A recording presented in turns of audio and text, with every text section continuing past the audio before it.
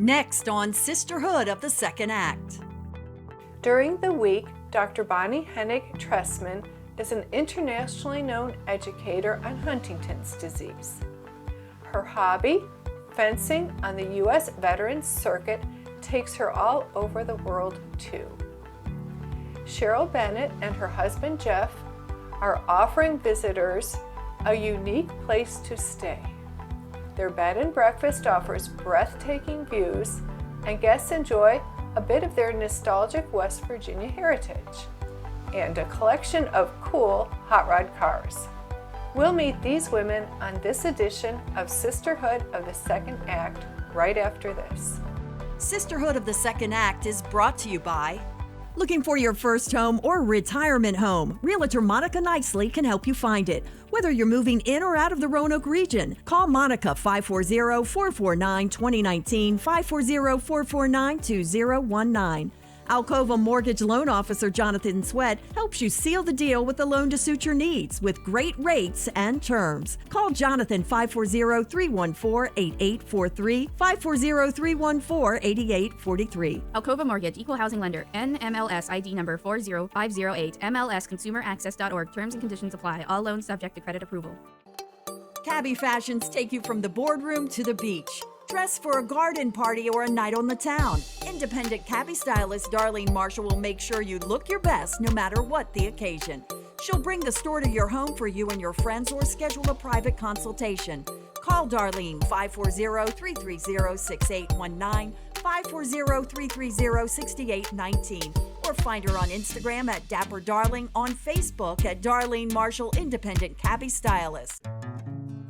I'm gonna be an oak tree. I think I'll be a dogwood tree. My kids said they'd be looking for a thorny tree for me. With Evergreen, you can be a tree. Our biodegradable urn combines your ashes, natural soil additives, and a native tree of your choice. Be a tree and grow for tomorrow. I want to be a tree. Learn more at evergreenmemorialtrust.com. Pat Lucas is committed to providing independent financial advice to help women build wealth and security. Call Pat at 540-798-8104, 540-798-8104. Securities and investment advisory services are offered solely through Equity Services Incorporated, member FINRA SIPC, 4401 Starkey Road, Roanoke, Virginia 24018, 540-989-4600. Now from the Fox Radio Roanoke studio, here's Kathy Heberle. Welcome to Sisterhood of the Second Act. I'm Kathy Heberle. Dr. Bonnie Hennig-Trestman is Director of Carilion Clinic Huntington's Disease Program. She has over 30 years of expertise providing and guiding clinical services to patients and family members suffering from neurodegenerative, physical, and psychiatric illnesses. She regularly speaks to national and international audiences on these topics. She also travels the world with a blade in hand, representing our country in the sport of fencing. Dr. Bonnie, welcome. Thank you so much. Thanks for inviting me. My pleasure. Let's start with your profession first. Many people do not realize that Carilion does have a Huntington disease program. So tell us, what is Huntington's disease? Okay. So the scientific answer really is that it is a genetic, progressive, neurodegenerative disease, which is also a mouthful. So I also tell people that I break that down for them a bit. Genetic means that it's genes. It's passed down from one generation to the other. Progressive means that it moves. Neuro is brain, and degenerate means that it gets worse over time. So it's a brain disease that is passed down from one generation to the next that gets worse over time. There are 3 different types of symptoms for people who have Huntington's disease, including some mood types of disorders, so that they can have anxiety, depression, irritability, they can be impulsive. They also can have issues with their memory, to try to have difficulty organizing, planning, remembering, and then sometimes there's also a movement component of that called chorea. So people can have 1, 2, or all 3 of those symptoms. And right now, unfortunately, there is no cure for it, although we treat symptoms, and it is fatal. Yes. And what services does Carilion Clinic Huntington's disease program offer? It offers everything. Everything. Yes. So when I first came down here, I really was not planning on opening up a Huntington's disease program. And down here means that 5 years ago, I was brought down here. My husband was brought down here as well to work at Carilion Clinic. And I thought I was going to be doing a little bit more volunteer work, working at some different organizations, working with people who have Huntington's disease. But what I found right in Roanoke is that there are many families who have Huntington's disease. And right now they are traveling hours and hours to go and get the care that they are looking for. So what I said is I needed to bring my expertise here and open up a clinic that we really do everything, from working with people who are at risk to have this disease, to working with families, to working with couples, to talking to people in terms of getting their affairs in order if they do want to get tested, treating them if they have symptoms, offering suggestions in terms of working with their children, to end-of-life care and working with people in facilities and on hospice. So it really runs the absolute gamut, of everything. I can see that. That's amazing. What was it about Huntington's disease that prompted you to make it your professional focus?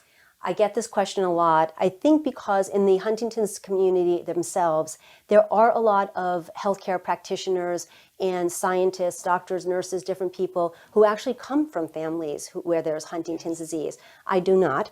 I was working many years ago, about 20 years ago plus, especially with women who had breast cancer. And my focus was having them talk to their children about breast cancer, which a lot of them were not. And I was kind of stuck in my career at that point, and I heard that there was a position open in Connecticut for somebody to help out with the Huntington's disease program there. I did what most people do, and I Googled Huntington's disease, and I said, wow, that's a lot. I don't know if I can do that, but I went for the interview. I was offered the position and then fell in love with it and worked my way up. And I was a director in a program in Connecticut and now opened the program here at Carilion Clinic. Oh my goodness, such a need. And we're so grateful for your ability and willingness to do these things. We are talking with Dr. Bonnie Hennig-Trestman, Director of Carilion Clinic Huntington Disease Program and champion fencer. So in addition to all of your career accomplishments, you are also a talented fencer. And how did you get into fencing? Yes. So in college in Boston, when I was in Boston in the 80s, I took a class and I thought it was fun, but I was very busy with my studies and working, and I put that away. About 16 years ago, I did find a fencing community in Connecticut, and I said, I think I'm going to try this again. And all of a sudden was fencing national, little kind of regional, kind of local tournaments, regional, and then national, and then that brought me into international fencing. So you found a passion that you really seem to enjoy. That is so exciting. How long have you, well, before I get into that, there are several disciplines of fencing, and give us just a brief overview of the sport. Okay. And as people will see in the Olympics, there are 3 different types of weapons: foil, epee, and saber. They all have different rules. They all have different types of swords. They all have, different types of target areas of where somebody can get a touch. So that's kind of a very Reader's Digest version of that. And I am a foilist. I fence foil. And for these national competitions that will allow me to be on teams, such as the U.S. Veteran World Fencing Championship, I fence women in foil who are between my age group, which is 50 to 59. Okay. And so that sounds very exciting to me. Swashbuckling, I think, is the word we used to use. Yes. How long have you been competing? Yep. And then also, what types of competitions? Yes. So I have been fencing for about 16 years. I started fencing nationally when I was close to 50. So I have actually been able to make my way onto at least 2 right now national teams. So in 2015, I was on the United States Veteran Fencing World Championship team. And then in 2019, I was also on the same team In 2020, we did not fence because of the pandemic. And in 2021, I was actually first alternate. Okay, and I understand what the veterans part is. Can you just explain that real briefly for those that so veterans fencers are really anyone over 40. Over 40, yes. Okay. But people who are able to make the U.S. team are over 50. So we go 50 to 59, 60 to 69, 70 to 79, and 80 plus. 80 so plus, too. You can fence Isn't that any wonderful? age. That is so amazing. We were talking with Dr. Bonnie Hennig-Trestman about her second career as a champion fencer. And where have these fencing competitions taken you? I hear you've all over the traveled. world, yes. So the national teams, the national tournaments that I do are all over the United States. So in order to get onto the team, you need to have the two top best outcomes that you've had, and you need to be top 4 in your age category, weapon, and gender. And it's two genders, male and female. So that allowed me to get onto these teams. In 2015, I was in Limoges, France, and I fenced for the United States there. And 2019, I was in Cairo, Egypt. And this year, I'm in contention for the team. We'll see what happens, and that will be in Croatia. How exciting. And we are rooting for you. And when you say you made the team, I assume it's some kind of point system? Yeah, exactly. Just real briefly, tell us how you score. Yes. So for some of the competitions, it is the top 4 people. So you can have any combination. For right now, I have a 2nd place and a 6th place. So I'm sitting in the 4th place. So that would be at averages. I see. And then depending on who does what this next tournament in the summer, as well as how well I do, that will determine if I make the team this year. I see. That's really interesting.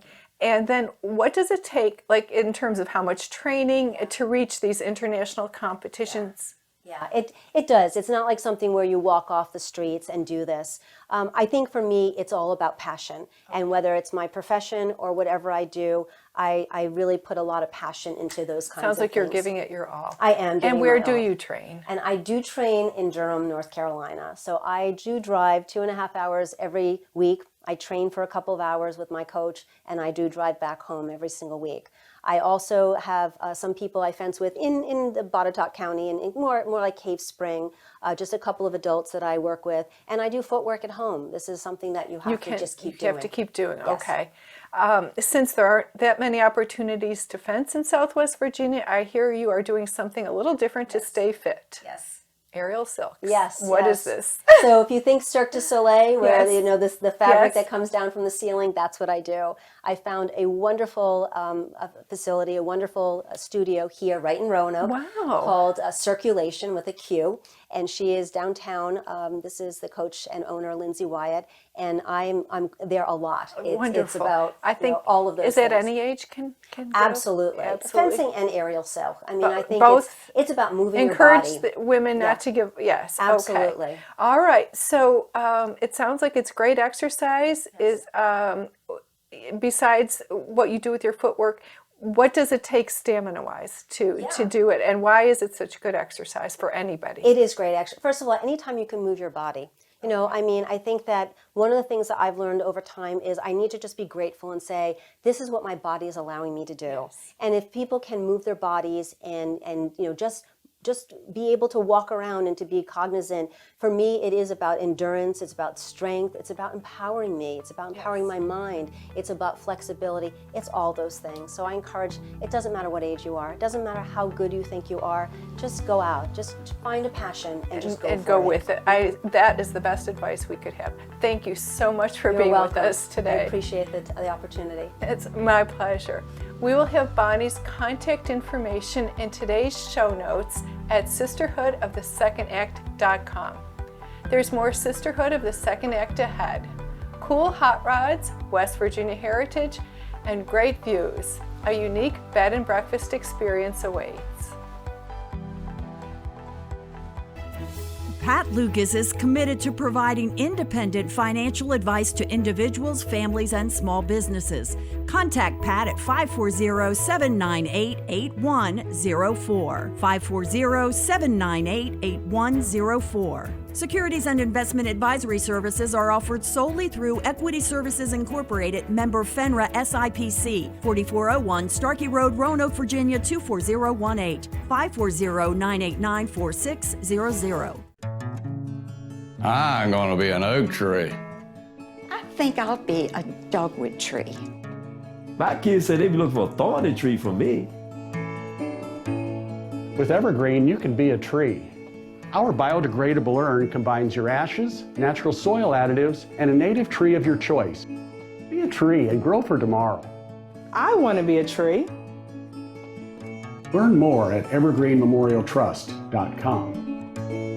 Looking for your first home or retirement home? Realtor Monica Nicely can help you find it. Whether you're moving in or out of the Roanoke region, call Monica 540-449-2019, 540-449-2019.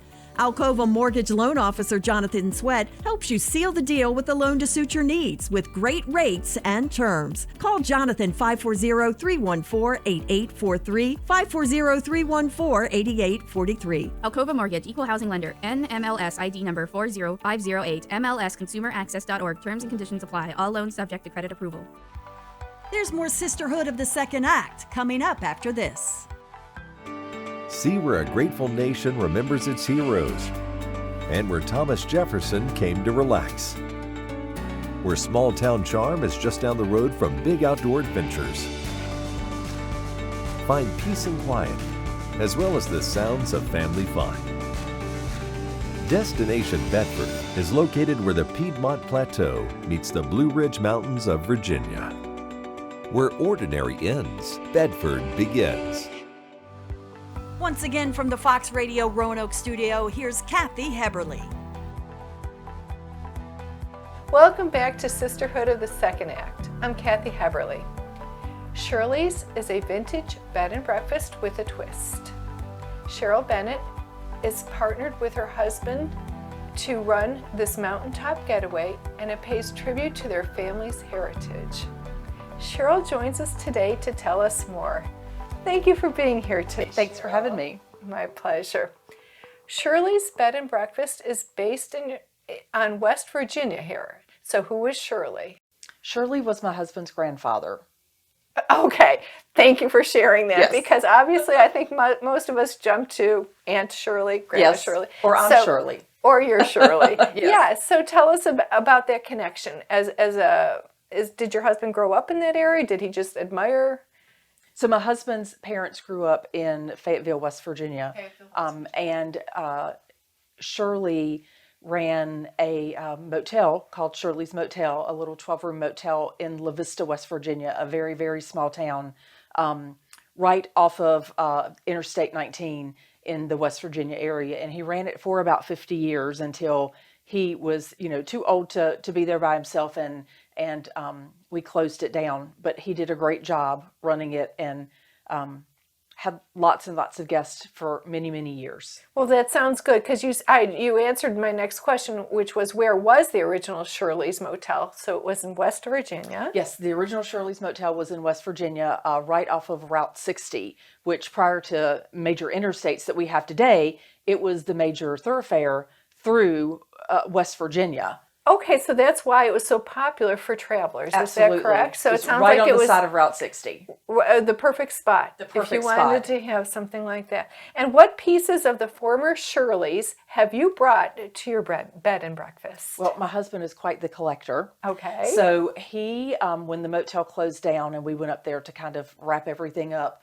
the motel had an actual old vintage looking Shirley's Motel sign.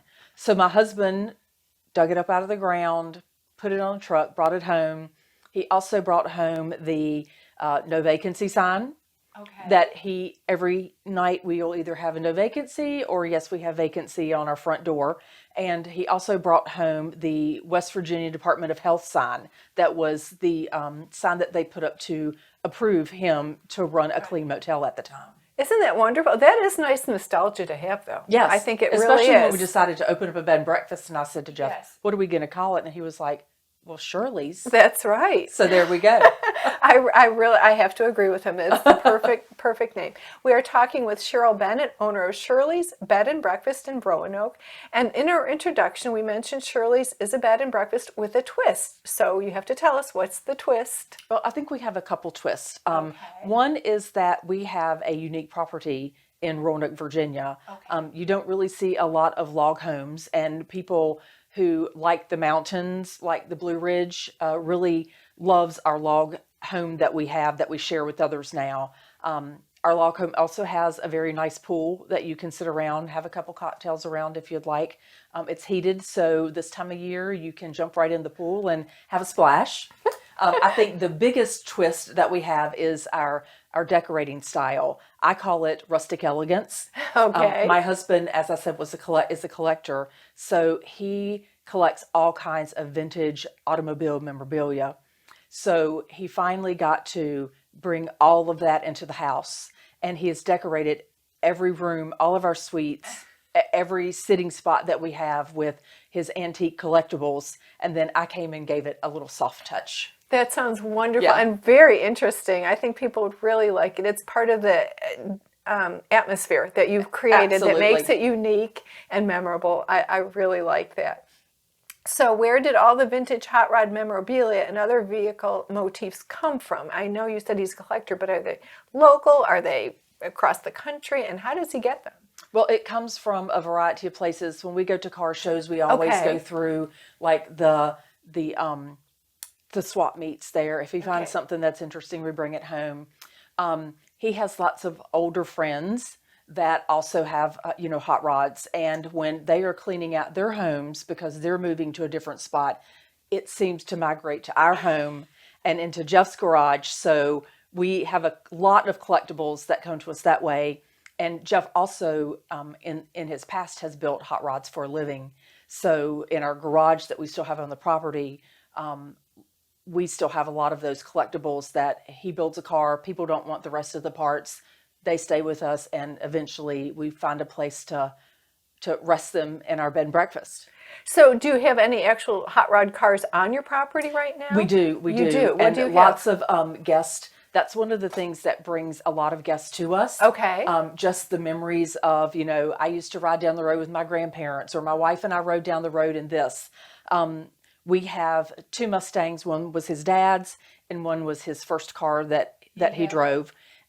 We have a couple other vehicles that Jeff has built, a 1931 Ford 2-door or coupe, and recently a 1929 Ford Roadster, which guests love to visit his garage and talk about their own memories. That's amazing. I love it. So you said there's works in progress. What are visitors allowed access to in this? Does some he have to keep, privately, or is it all open? Can you check any of his vehicles? Most of the time, guests they'll kind of go room to room if it's vacant to look at the different kind of decorations that we have. In our common areas, we have lots of awards that Jeff has won over the past years, and then you'll really find a lot of guests migrating up to the garage, especially the men will migrate to the garage and start talking to Jeff about this car and that car that we have in the garage that my son and Jeff are building. And then he'll take them on a little tour of all the other vehicles that we have. That's much more than you would normally expect to get when he loves to do it, and guests just absolutely love the vintage vehicle stuff. I imagine it's a big draw for a lot of people. I'd be very interested. So we are talking with Cheryl Bennett, owner of Shirley's Bed and Breakfast in Roanoke, and tell us more about your background. What did you do before owning a bed and breakfast? Well, before owning a bed and breakfast, and currently I'm a registered nurse at one of our local healthcare systems. Oh my goodness. And I've been a nurse at that one local healthcare system for 33 years. I have 8 more weeks, and I'm going to retire as a registered nurse, and then I'll solely will run the bed and breakfast. Well, and congratulations on 2 very, very important careers, I think. Absolutely. Yes, especially you've probably been able to transition your bed and breakfast to stay current with all the codes and everything. You have a lot of experience with that. I think that also is very encouraging to guests. So how did you come to own Shirley's? Well, we built the home 14 years ago for Jeff and I to raise our 2 boys in. So it was strictly a residence? Strictly a residence. Had never been to a bed and breakfast before. Somehow I came up with the idea to open one. Our 2 boys grew up, and we want to stay on the property, but clearly Jeff and I did not need the space that we have in the current log house. And you just thought, I'll just open a bed and breakfast. One day I said, hey, I think we're going to open up a bed and breakfast and share our home with others. And he was like, what's that? I'm like, a bed, a breakfast. we can do this, and we have. We've been very successful in the past 6 years. Do your guests have favorite breakfasts that you offer, or? So I'll fix a variety of breakfasts, and typically it's catered to what their likes are and if they have any allergies. So every day we have a couple different options that they can choose from, and guests really compliment us on our omelets that we make and our breakfast burritos that we make. That sounds wonderful. I absolutely love that. And so where is Shirley's Bed and Breakfast, and what are the amenities that are available in that area? So Shirley's Bed and Breakfast is located in Roanoke, Virginia, in a little area called Mount Pleasant. We are kind of centrally located between Windy Gap Mountain, which takes you to Smith Mountain Lake, and Vinton. We are close to the Explorer Park, so we get lots and lots of guests that travel the Blue Ridge Parkway. Sure. Lots of guests that will take advantage of all the hiking that we have here in town, and then like the Triple Crown, like McAfee's Knob, Dragon's Tooth, the Cascades. Sure. And then we also get guests that just like to come and enjoy Roanoke. Downtown Roanoke is a great spot, visiting the Mill Mountain Star. We're 10 minutes from downtown Roanoke, so we're kind of centrally located. Our land connects with the Valley Hat Golf Course. Lots to do. Lots to do in Roanoke. And of course, like I said, we have our heated pool that lots of guests will come and enjoy. We provide complimentary snacks. We always provide a fresh hot breakfast. And then of course, if you enjoy the beverages of wine and beer, they're always complimentary to you as well. No wonder you are always booked. Yes. So make sure you get your reservations in early. Shirley, thank you so much for being with us Thank you so today. much. It's a pleasure. My pleasure. We will have Cheryl's contact information in our show notes at sisterhoodofthesecondAct.com, and we'll be back to wrap up the show after this. Kathy's Wardrobe provided by Cabby stylist Darlene Marshall. See the styles in our show notes at sisterhoodofthesecondAct.com. Where there is nothing, artists see something. Where there is silence, they hear a melody. Where there is beauty, they create even greater beauty. In a region known for its beautiful mountain surroundings, our vibrant arts community makes the Allegheny Highlands a more colorful place to live and visit. Our passion for the arts is endless, and it's uniquely Allegheny.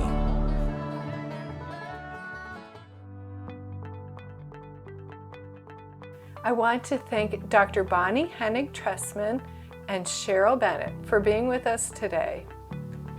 Bonnie taught us about the sport of fencing and how it can help you stay fit at any age. And Cheryl told us about the unique bed and breakfast she runs with her husband as her second act. I'm Kathy Heberle. Join us next week for another edition of Sisterhood of the Second Act.